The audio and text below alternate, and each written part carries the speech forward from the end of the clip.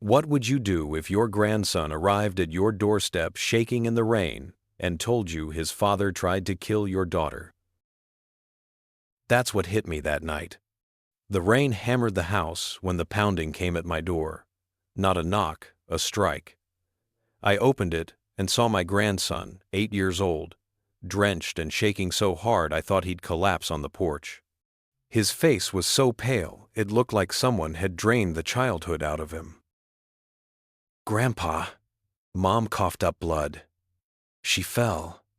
I didn't know what to do." His voice broke. I put a hand on his shoulder. "Where's your dad?" "He hit her. Then he just left." I didn't ask anything else. The kid didn't need to relive it. We were in my truck within seconds, storm beating the windshield as the wipers fought to keep up.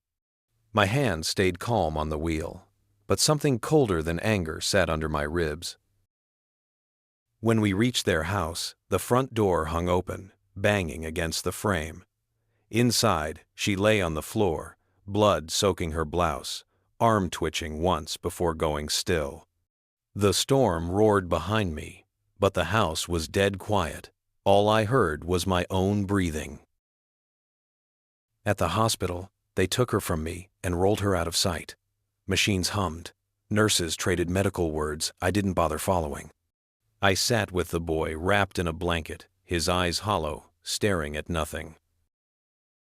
I'd noticed things before. The way she stopped smiling when her husband walked into the room. The phone calls in the kitchen, voice low, the stiff shoulders. The forced, "I'm fine." I told myself it was stress. It wasn't. It was something rotten working through her life.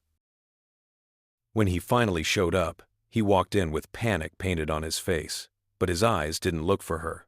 They locked on me. He didn't ask what happened, because he already knew. Police came. She whispered she'd fallen. The boy said nothing. I kept my mouth shut. That silence was the start of the plan forming in my head. I didn't sleep. I started digging. Bank records first. Transfers that didn't match their income. Money funneled into an account under his brother's name. Then the insurance policy he'd bumped up last year, making himself sole beneficiary. I met with her friend Clara. She told me about bruises under long sleeves, excuses, and nights my daughter cried on the phone. I kept my expression flat, but every word added fuel. I called a lawyer I trusted and asked about emergency asset freezes and temporary custody. "What's going on, Frank?" "I'll explain later," I told him. Back at the hospital, I sat beside my daughter, held her hand, told her she'd be safe. I didn't tell her how. She didn't need more fear. She needed rest. When he came into the room again and brushed her hair back, she flinched. That tiny movement told me everything. I didn't need rage. I needed precision. 2 days later, Clara called again. She'd seen him at a motel, not with a woman, with a man I recognized from their wedding photos, the best man, his oldest friend. Suddenly, the whole picture snapped into place. The violence, the money, the insurance. My daughter wasn't just abused. She was in the way. I gathered proof, photos, timestamps, the motel ledger. That evening, I found him in the hospital cafeteria, staring at a cup of cold coffee. I slid the envelope in front of him. He opened it, his jaw clenched, his breath caught. I didn't say a word. When I walked away, I heard paper crumple in his fist as his perfect little setup cracked. That night, once I knew he was home, I moved. My lawyer filed the emergency motions. His access to her accounts shut down. The house froze as a marital asset under investigation.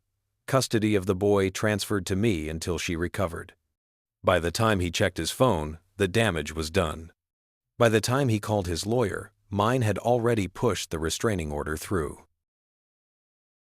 I sent him one message: "You don't own her anymore." Later that night, I drove past their house. His car sat in the driveway, lights off. I pictured him pacing inside, trapped in a cage he built for someone else. He'd lived on control, on fear, on making her small, piece by piece, without yelling or swinging. I took that control from him. A week later, she came home. Not to him, to me. The boy sleeps down the hall now. His laughter is quiet, unsure, but alive again. She doesn't know the full extent of what I did. She doesn't need to. Because I saw his face the moment he realized the game was over, when a predator finally understood he'd stepped straight into a cage that had been closing for a long time.